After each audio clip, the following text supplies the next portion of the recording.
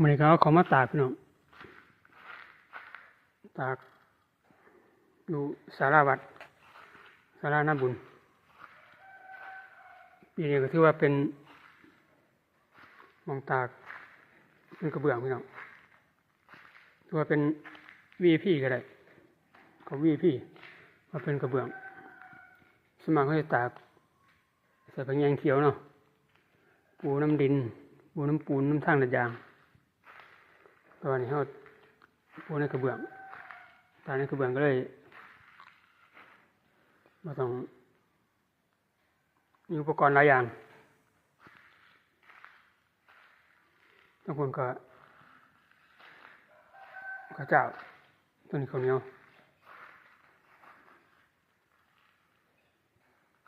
ก็งานมือสองมือเก็บเลยพี่น้องใครอยู่บ่มีไก่มาวนกันเลยบ่มีเลยล่ะบ่มีไก่มาวนแดดก็แจ่มอยู่แดดแห้ง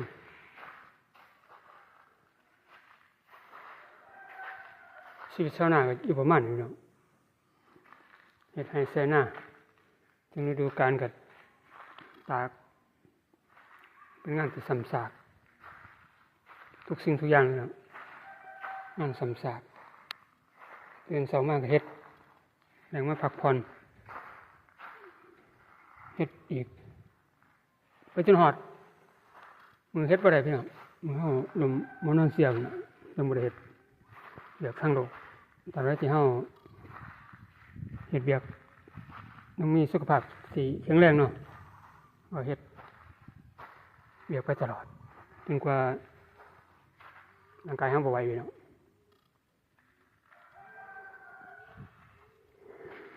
ถ้าแม่นถ้าเฮาได้ทั้งทำทั้งหยังทั้งทำคือว่าเป็นพระอริยเจ้า4 บุคคลเนาะพี่น้องเฮาก็สิบ่มีจิตหยังอีกแล้วนะบ่มีจิตหยังต้องเฮ็ดต้องทำแล้วนะเพราะมันสูงสุดได้แค่นั้นนะซึ่งกระแสพระนิพพานมันทางเฮ็ดได้นะแต่ว่าที่เฮาเฮ็ดบ่ได้เฮาก็สะสมบารมีต่อไปบ่ว่าสิเป็นปัญญาเนาะศรัทธาหรือว่าวิริยะบารมีเราอย่าได้ประมาทในการดำเนินชีวิตพี่น้องว่าการเกิดการตายมันก็เสี้ยววินาทีพี่น้อง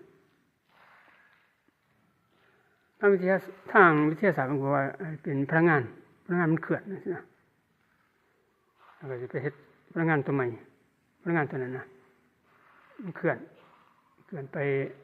นิ่งๆของเขาน่ะเขาเข้าใจประมาณแต่ว่าทางศาสนาเนี่ยคือว่าจิตออกจากร่างนะมันก็ไปได้ร่างใหม่พี่น้องร่างใหม่ตัวนั้นก็คืออีหยังร่างใหม่ก็คือตัวนั้นที่เขาสร้างไว้ตอนที่เขายังมีชีวิตมีลมหายใจอยู่พี่น้องมันก็คล้ายๆกันแต่ว่าวิทยาศาสตร์ก็อยู่ประมาณ 0.5% ในความถูกต้องจังซี่นะตามความเป็นจริงแล้วจังซี่นะมันว่าพลังงานบ่มีวันศูนย์แต่ว่าทางพระพุทธศาสนาเฮานี่คือว่าจิตวิญญาณถึงเขาถึงพระนิพพานแล้วมันคือว่าบ่เห็นแล้วจังซี่นะพี่น้องบ่ต้องเสียหรอกในเรื่องนี้แต่ว่าเราเฮ็ดตามที่บอกก็คือว่ามีจุดเริ่มต้นในการทานมีศีลมีสมาธิมีปัญญาจังซี่นะปัญญา